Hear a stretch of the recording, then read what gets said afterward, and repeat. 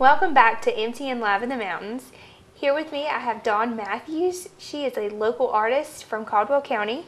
How are you today? I'm doing great, thank you. I'm doing well. Now she does a lot more than just an artist. We were talking a little bit before the show and this woman is talented. But first we're going to start with, you have an art gallery. So tell us a little bit about what's going on with that. Okay, my art is displayed January through March in the Art and Healing Gallery at Caldwell Memorial Hospital in the it's the main street entrance to the hospital. They created this gallery so that people who were there at the hospital who were sick could go there and they could enjoy art. And so the Caldwell Arts Council changes the gallery every quarter, and I have the first quarter. I'll have my art there until the end of March. My art, the actual display is called The Good Life, with lots of O's, just because that's how our goats talk. What I wanted to do was put together a variety of different media. Most of the art comes from our farm, our animals that we keep, and there's some weaving with fiber from goats and sheep. We don't have sheep, but we'd like to get some at some point. Also, there's a quilt there. We have interns that come to our little micro farm and they help us out from WOOF USA, Worldwide Opportunities on Organic Farms. And so we teach the kids how to can, how to garden, how to milk goats, take care of goats, make goat soap and goat cheese. And so this whole display came about from all of the woofers that we get, and there's pictures of them incorporated with it, our animals, and what we do. So if you can, we'll have a slideshow of the art coming up, and if you can see, there's a lot of goats and all of those pictures from that. But you've been an artist for a long time. Oh yeah. So tell us how you got started in the art. Well, my grandmother would draw owls with me when I was little. I mean, like 2 or 3. And I always said I wanted to be an artist. So when I graduated from high school, I went to art college and never really did anything with it. Got married, had children. And then as I got older, my kids got older, I was able to get back into it. I had displayed things in high school at the Caldwell Arts Council, so I went back to them and started just entering things. And this is my third I guess, gallery showing with them. All right. Well, congratulations on Thank that. So this one is very special to you as well. You guys were telling me about how you were just kind of at stressful jobs and you started just kind of this farm on a whim. So tell us about that. Tell us that story, how that came about. Well, we got a goat. We had friends who had goats, and we went to their house for dinner one night, and I said, I've always wanted to milk a goat. And so Shane said, come on, let's go. He grabbed a quart jar, took me outside, and I got to milk a goat. And I couldn't stop thinking about how awesome it was that you could milk this goat. I didn't grow up on a farm or with animals. So, you know, we had a cat or 2 or 3. And so, you know, we'd milk the goats, and I just thought it was so neat that you could take this milk and you could make cheese or, you know, whatever. Soap wasn't really on my mind. So we get the goat, we get it home, and it just bellers the whole, like, 24/7. And I'm like, what's wrong with this goat? And the guy said, well, you probably need another one. They're herd animals. So we had to go out and buy a goat. And the second goat that we got was in milk, and we got about a half gallon a day from her. And within 2 weeks of getting this goat, she got in the laurel bushes, and we had to give her an antitoxin. They're poisonous to goats. We couldn't drink the milk. I couldn't make cheese, and I had, you know, had a couple of failed attempts at cheese, which are kind of okay. But then the friend that we had been to her house for dinner said, well, why don't you make soap? And so I said, I don't even know anything about it, but I made a batch and people went crazy over it. And that was 5 years ago, and we just started, you know, making it and giving some samples out to people. They loved it, and So my business, The Thankful Goat, has sprung out of that, and we make goat milk soap, goat milk and honey lotion, and body butter, and all kinds of bath products, sugar scrub, chapsticks, facial cleansing oil, and we have an anti-inflammatory oil we call Athena's snake oil. Athena's our oldest goat, and so she's our main mama, and she's kind of old and stiff and tired. So the snake oil part comes from the Wild West, and it's an anti-inflammatory oil that helps with arthritis, fibromyalgia, and it's all natural. It has peppermint, rosemary, and lavender essential oils. So we sell a lot of that at the farmers market. So it helps people with pain naturally. Absolutely. Wow, that's amazing. So all of this stuff has just come about, and you guys now have a farm. You grow. What all do you grow on there? You have a garden? We have a 3-season garden and raised beds. We do it all on a half an acre. Right now we're on a micro farm, but we were very fortunate last September to find land, 13.5 acres. And so this year our whole business approach is all about transitioning to that land, but it's just land. So we're going to have to put in a septic tank and well and build a little house and move all the animals over there. Yeah. But I'm sure they're going to love it. When they see it. Wow, that is amazing.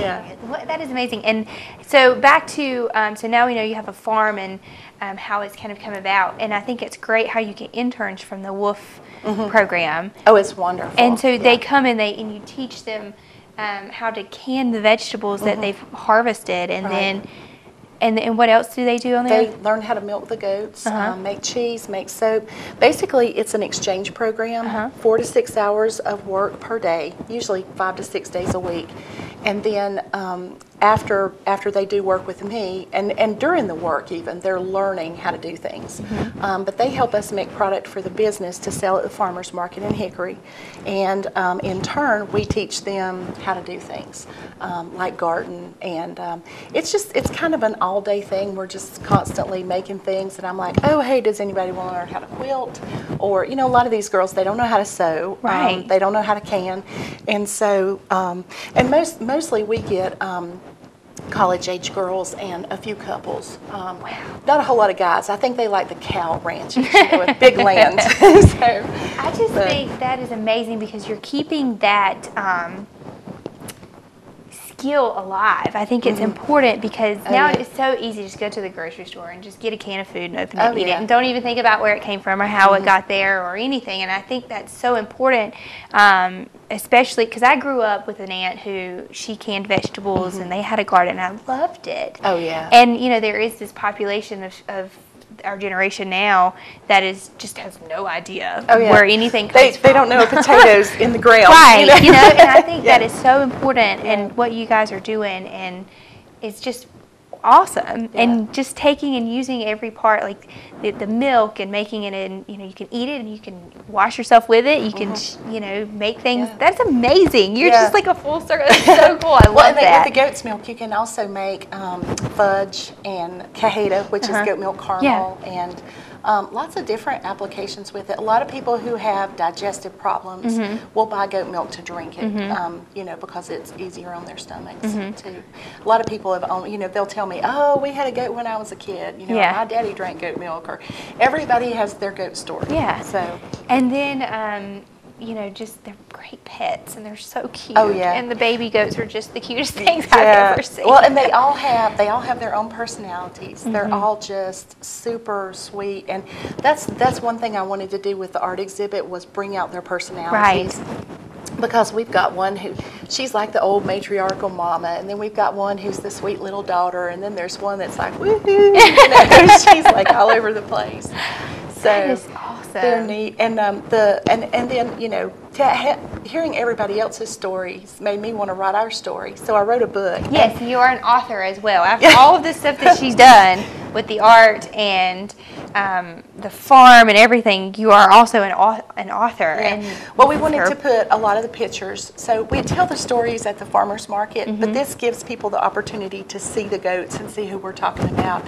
And so now they feel more like they're part of our family, But the little goat on the front cover of the book is back at our farm now, and he weighs about 130 pounds. He's huge, and he was a baby on our farm. Athena would not feed him because he had floppy ears, and usually their ears stick out. And so about day 3, we picked him up, and he had floppy ears and an empty belly, and so we named him Floppy. And he still thinks at 130 pounds that he's a lap goat. Oh. And so he wants us to hold him. So he's all the time trying to get up on us. So they've all got great personalities. Oh my goodness, that is amazing. So your entire story is here in this book as well.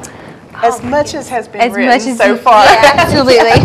There's more to this. There'll be more to this story. And we can get that book on Amazon. Amazon.com. Okay. Yes, you just look up The Thankful Goat. Uh-huh. And I'm in the process of writing a cookbook this year. Wow. Because the woofers come from all over the world, and so they'll come and share recipes with us. And I've learned so many new recipes because we'll have vegans and vegetarians and people who only eat fish. So it's made me explore food a lot more. And also having the garden and fixing food, good, fresh, produce, and making. We've just had so many great recipes, and so I'd post them on Facebook, and people are like, "Oh, you've got to write a cookbook." So we're working through it. That is awesome. I think it's going to take a little longer to write than the book did. Well, I mean, I think, and you said you have people from all over the world come. Yeah. What an awesome treat. I Yeah. mean, to learn of those different cultures and everything. Yeah. And it's great for my kids. They're 13 and 15. And Isaac and Dorian have made all these great friends from, France and Portugal and Israel and just everywhere. China, all over.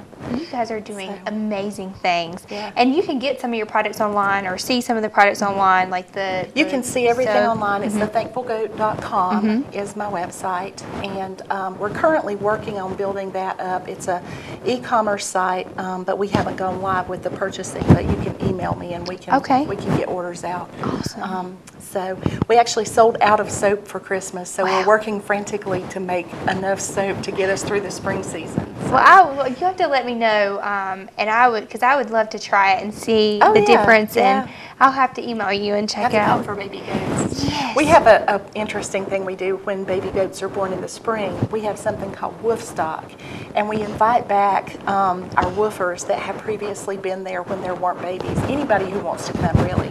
And so they all come back, and my husband says it's like a wood stock with goats in the yard. But people come, and last year I think we had 11 or 12 people to attend, and woofers came all the way from Chicago and Seattle and just all over, and they came, and they're just a part of it. And we plant the garden, and we built a big deck, and we've built a intern cottage that has a bunk bed and air conditioner and doors and windows in the backyard. And so they stay there. They've slept on our couches in the past and just wherever, it's but it's a lot of fun. We get together and we eat, we cook out, we have campfires at night, and it's really neat. So. Well, you'll have to let me know when that is, because I'm going to have to come, because there's nothing more that I love more than a baby goat. Oh, I know. I actually would have one if I didn't live in an apartment. I'm not kidding. I actually, working at the hospitality house, I beg our facilities manager, Jordan, I'm like, we're thinking about getting chicken, so can we get a goat, please? Oh, yeah. And he's like, no. So, but that is awesome. Yeah, they're adorable. Wow, that is amazing. You do just a ton of awesome things. Yeah. I would love to come see the farm. I'd love to come and seriously see the baby goats and just kind of see how you do everything. Okay, that would be great. Amazing. Yeah.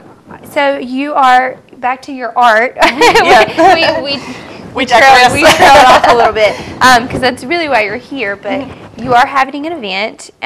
So tell us about the event. It's an open reception. They do a reception for every art opening, and ours is going to be February the 7th from 5:30 to 7 p.m. It's going to be at Caldwell Memorial Hospital, and there's a main entrance on Mulberry Street that you go into, and that is the hallway where the art is displayed. There's a lobby there, and we'll have snacks set up, food and drink, and people can come and they can see all the art. If they want to purchase the art, there's a phone number on there that they can call if there's anything they want to buy. And also, I'll be there, my whole family will be there, and you can meet us and talk to us. Oh, right. I guess they won't let us have a goat there. Oh, that's a shame, because that would be amazing. Yeah.